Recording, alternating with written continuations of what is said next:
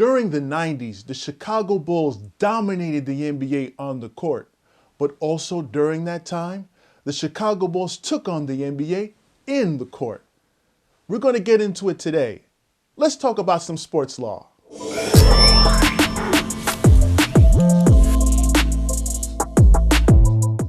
time is it? Big time hoop. My mentality was to go out and win at any cost. Welcome to Max Law. I'm Max. Now, if you're a sports fan like me, I know you've been tuning into ESPN's latest documentary titled The Last Dance. The Last Dance takes us behind the scenes of the 1997-1998 final championship run for the Chicago Bulls and Michael Jordan. It's such a compelling documentary. We get to see Jerry Krause beefing with Michael Jordan. We get to see Jerry Krause beef with Phil Jackson. We get to see Scottie Pippen beef with Jerry Krause. And he seems to be a common denominator. Now, let's break up the Bulls after 6 championships out of 8 years. Why not? Let's start all over and leave Michael Jordan to go off, do whatever he wants to do. That sounds like a great idea. And such a compelling documentary it is. We get to see the mindset of Michael Jordan. I mean, look at this scene. People were afraid of him. We were his teammates and we were afraid of him. And there was just fear. Catch the ball when I throw it to you. I just threw it to you. Ignore this guy. He's come through, but he's overplayed. The fear factor of MJ was so thick. Whew. Reminds me of my dad, the way he looks at that guy like that. Ugh. We all know how popular the Bulls were during the 90s. And so did the ownership group, and they wanted to capitalize on that popularity. Now, in an effort to capitalize on the Bulls' popularity, the Chicago Bulls partnered up with a superstation called WGN to make Bulls games available all across the country outside of the Chicago market. The NBA didn't like that at all, so they implemented methods and policies to curtail the Bulls' endeavor of showcasing games outside of the Chicago market. And the Bulls were not pleased. So a little tension arose. So we're going to talk about the beef, no pun intended, between the Bulls and the NBA. We're going to talk about this case through our roadmap here. 1, how does the superstation conflict with then NBA policies? Number 2, can the NBA be exempted from antitrust laws? 3, we're going to talk about the legal arguments between the Chicago Bulls and the NBA. 4, we're going to talk about the results of the case. And finally, we're going to talk about whether or how the NBA implemented business policies in order to avoid future antitrust litigation specifically related to broadcast policies. Now, what is a superstation? WGN is a superstation. And no, a superstation is not a TV born on an alien planet, sent to Earth by his father to become the world's greatest hero the world has ever known. No, that's not a superstation. A superstation is a commercial over-the-air TV station that has access to a national signal, giving it the ability to showcase local programming all across the country through the vehicle of cable operators. The birth of the superstation stems from Section 111 of the Copyright Act of 1976. Section 111 created a compulsory license scheme that allows cable operators to retransmit copyright broadcast programming to their customers throughout the country without permission of the original copyright holder. So that means they're able to use copyrighted materials without the permission of the copyright holder. Is that legal? Now you're saying, hey, you can just take somebody else's copyrighted work and showcase it off in some other kind of vehicle? Well, according to compulsory licensing scheme, you kind of have the ability to do that.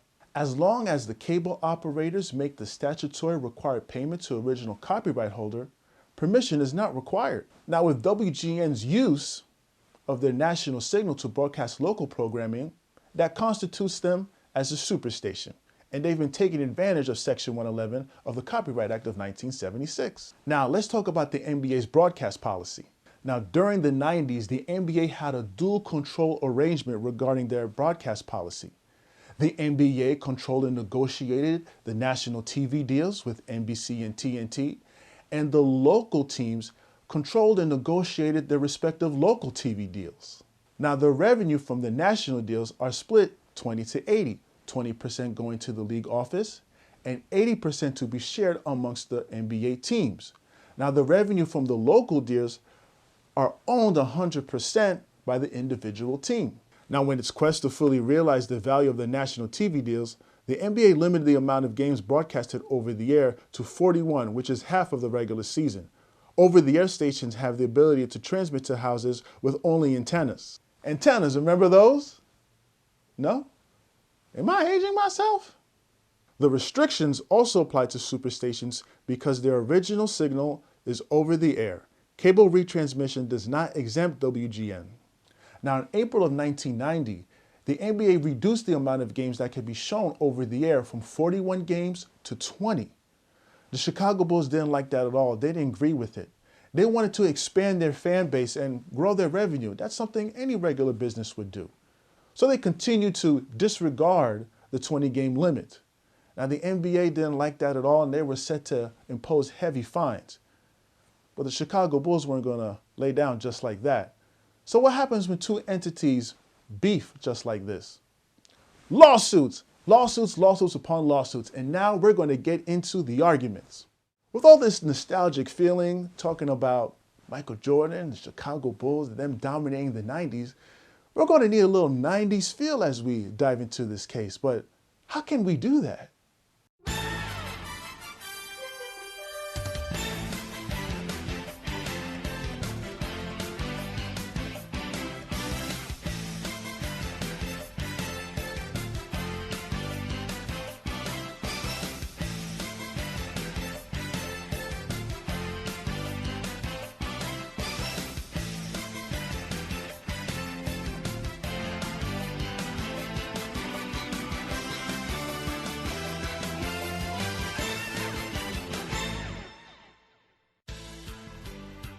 This is Max Law, where the Chicago Bulls take on the NBA. Welcome to Legal Arena with a capacity crowd filing in to watch this hotly anticipated legal matchup between the Chicago Bulls and the NBA. Welcome everybody, I'm Tom Johnson and my partner here, Bob Jefferson. Now this litigation came about because the NBA has restricted the Chicago Bulls from showcasing their games outside of their local market. Now Bob, what's your take on the Bulls? Well, Tom, I had a chance to speak with lead counsel of the Bulls earlier today, and they are seeing red. They are not pleased with the NBA. They're quite hot, red hot. They feel that as a business, they should be able to showcase their games in any market across the country so that they can maximize revenue. They claim that the NBA's interference is unlawful and it violates this country's antitrust laws. The Bulls actually started this lawsuit, and they intend to finish it off with a win. Well, the NBA is set to push back on it, Bob. The NBA maintains that these measures apply to all members involved in the associations, and these restrictions are here to protect an NBA market from interference from another team and protect their interests of their national partners, NBC and TNT. And the NBA feels that will ultimately rule in favor from the judge, Bob. Well, Chicago calls bull on the NBA's argument. Tom? But that's exactly right, Bob. Well, the NBA better be careful, because if you mess with the Bulls, you get the horns. Tom? Are you just gonna make Bulls jokes all day, Bob? The beef between these two is quite tough. Tom? Bob, are you quite finished? The judge's ruling may cause a stampede. Tom? Back to the studio. Ah, yes, the NBA on NBC, the world's greatest sports theme song. Changed my mind. Well, the actual name of the song is Round Ball Rock, composed by John Tesh. Now, many of you ask, why doesn't the NBA use this song anymore? Well, here's why. In 2002, the partnership between NBA and NBC ended, but the song actually was exclusively made for NBC at the time. As of December 2018, Fox Sports now owns the rights to Round Ball Rock. So you won't be really hearing the song anywhere for any NBA games. The more you know.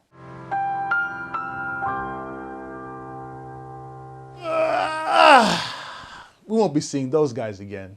On October 26, 1990, the Chicago Bulls sued the NBA in Northern District Court of Illinois.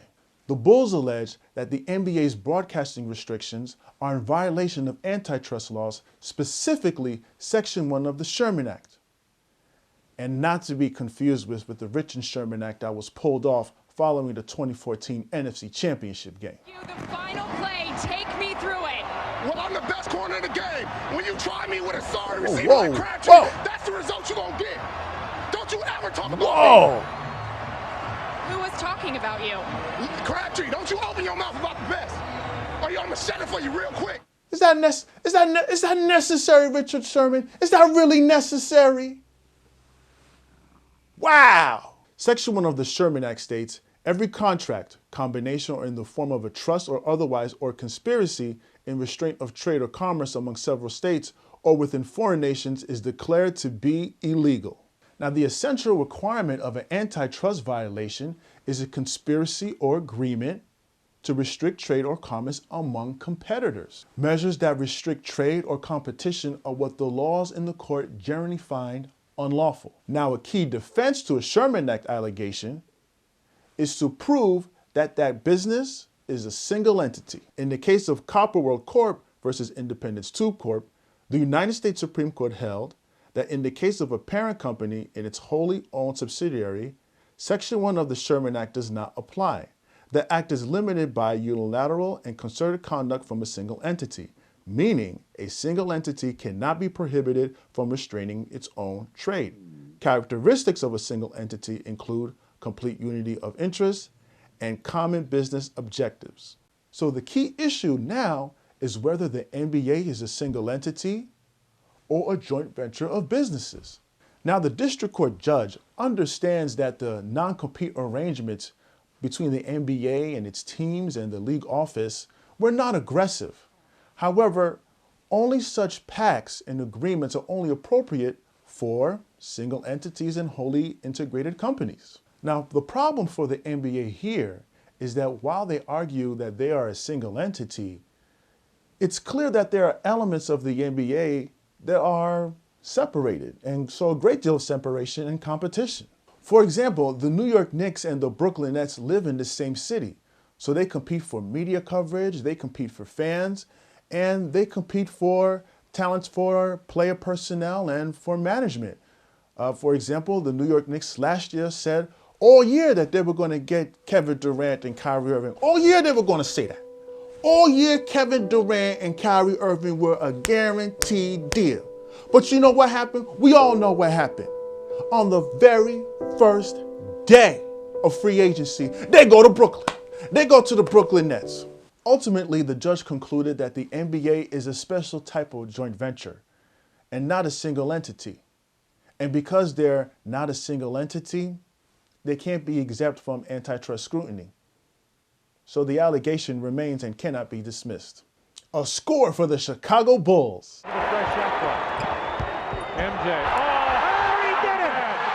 Now, the NBA pushes back on the judge and argues that their restrictive actions against WGN and superstations were immune to antitrust scrutiny pursuant to the Sports Broadcasting Act or the SBA. Section 1291 of the SBA states, the antitrust law shall not apply to any joint agreement by or among persons engaging in or conducting the organized professional team sports of football, baseball, basketball, or hockey, by which any league of clubs participating in professional football, baseball, basketball, or hockey contest, sells, or otherwise transfer all or any part of the rights of such leagues' member clubs in the sponsored telecasting of the games of football, baseball, basketball, or hockey, as such the case may be, engaged in or conducted by such clubs. Now, it was in the view of Congress that while the member teams in the league are competitors on the field of play, they were equally invested in the success of the league as a whole. That seems like an easy layup for the NBA. But the judge dismissed the NBA's argument like a LeBron James chase down block. Picked off by Iguodala to Curry, back to Iguodala to the rim. Oh, great block! James out of nowhere skies to the rim. He bats it away, and J.R. Smith recovers. He's got numbers if he hurries to Curry. Bounce pass, Andre to the rim, goes up. Blocked by James from behind. And J.R. Smith's got the ball. What a block by LeBron. In other words, the SBA exemption does not apply if the league is not the original copyright holder. In this case, at the time, the teams were the original copyright holder. So the NBA is not exempt from antitrust scrutiny. Another score by the Bulls and a technical foul to the NBA. He kept it in bounds. Here it is again. Oh! Yes!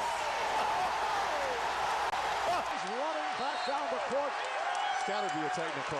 Yeah, he's hit with a technical. Absolutely, they have. The NBA tried to use the rule of reason defense. The rule of reason defense tries to find any justified and redeeming reasons for the otherwise impermissible conduct. The NBA argues that their actions were for the benefit of the league as a whole, so there wouldn't be any oversaturation of games. They argue if too many Bull games were available in other markets, it may devalue the contracts of the local teams. The judge again rejected the NBA's argument, stating that the consumer is better off with more games to choose from, not less. In other words, it's up to the individual teams to put the best product out there on the floor and leave it to the customers to decide where to spend their money. The Chicago Bulls ultimately prevailed because the district court ruled that the 20-game restriction was an unreasonable restraint on trade, and they also prohibited the NBA from enforcing such restrictions. The NBA quickly appealed the district court's decision, and the appellate court, unfortunately, ruled in favor for the Chicago Bulls and affirmed the lower court's decision when the lower court ruled that the 20-game restriction was a restraint on trade. Another loss for the NBA. But all was not hopeless for the NBA. The appellate judge did throw the NBA a bone. Appellate court gave the NBA some guidelines that they could impose on superstations like WGN that would not conflict with antitrust laws. The NBA began implementing these changes. We'll talk about those implementations in a few. The case was sent back to district court and the series continues. Now we're back at the district court. And unfortunately for the NBA again, the district court judge affirmed its prior decision saying that the NBA was in fact in violation of antitrust laws. The NBA is still not a single entity and remains a joint venture of competing businesses. The late Commissioner David Stern took the advice of the appellate courts and implemented new policies. The teams agreed to transfer all rights of the copyright from the teams to the league, making the league the only copyright holder of the games. Now, if you watch any of your local games or national TV games, you've probably seen a clip that sounds just like this. This copyrighted broadcast of the National Basketball Association may not be retransmitted, reproduced, rebroadcast, or otherwise distributed or used in any form without the express written consent of the NBA. Now, the league will enter into new TV deals with NBC, transferring all the rights of games to NBC. The contract will allow the NBA to license games to local TV stations and local networks. The contract will allow the NBA to license games to local and national TV networks. Another implementation was a ban on superstations and a tax on them if they continue to broadcast local basketball games all across the country. The NBA made all this effort so they could be exempted under antitrust scrutiny. Now, to the surprise of the NBA, the district court stated that the NBA was in fact compliant with 12 Section 91 of the Sports Broadcasting Act. Well, upon further review, the NBA was in violation of Section 1292. Ooh, NBA, get it together. What the NBA failed to realize that Section 1292 removes antitrust immunity for the restriction of broadcasting games. The NBA still had its 20-game restriction, which makes Section 1291 of the SBA inapplicable. NBA. Offensive interference. It doesn't count. Roll the clip. Steph Curry looking to tie it, fires away. Cousins on the tip in. Are they going to wave it off? Yes. Offensive interference, the ball above the cylinder.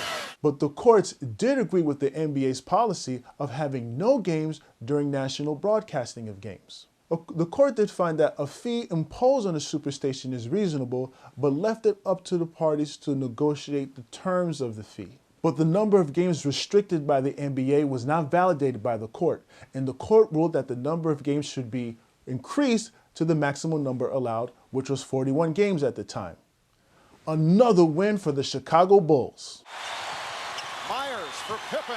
Oh, a faithful Scottie Pippen in the face of Patrick Ewing, who did not appreciate it. Oh, but it's not over. It's not over by a long shot. The NBA appealed again to the 7th Circuit.